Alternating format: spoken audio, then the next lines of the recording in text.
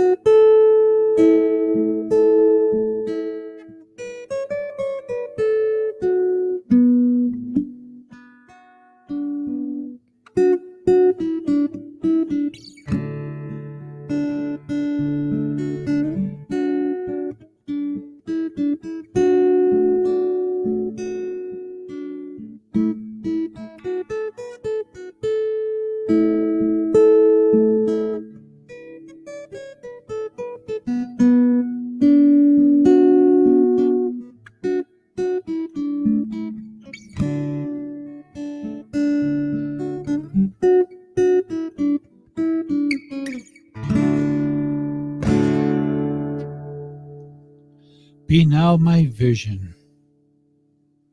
I'll see.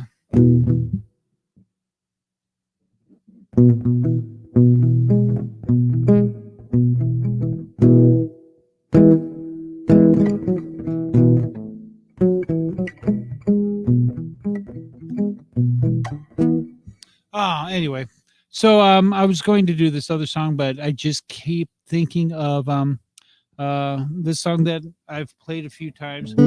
It's called Hail Holy Queen.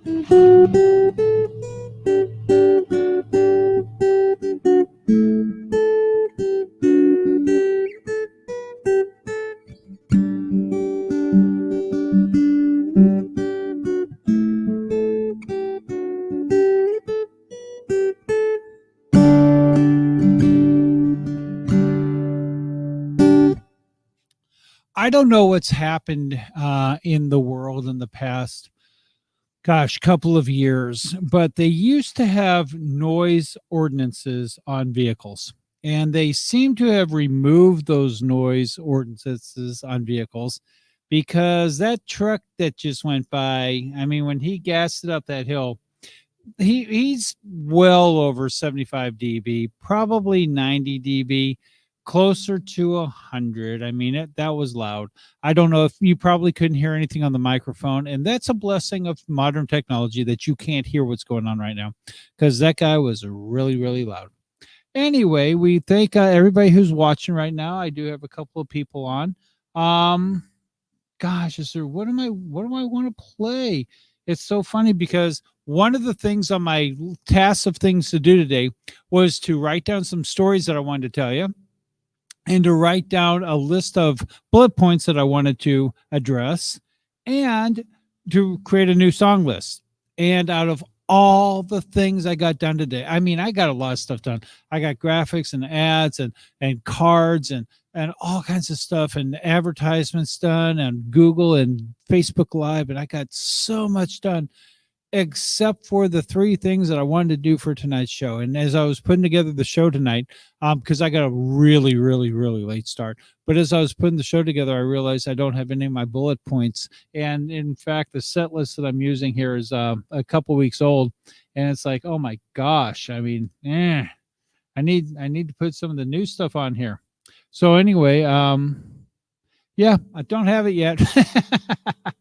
So also, we're still working right now without a moderator, and sooner or later we'll have a moderator.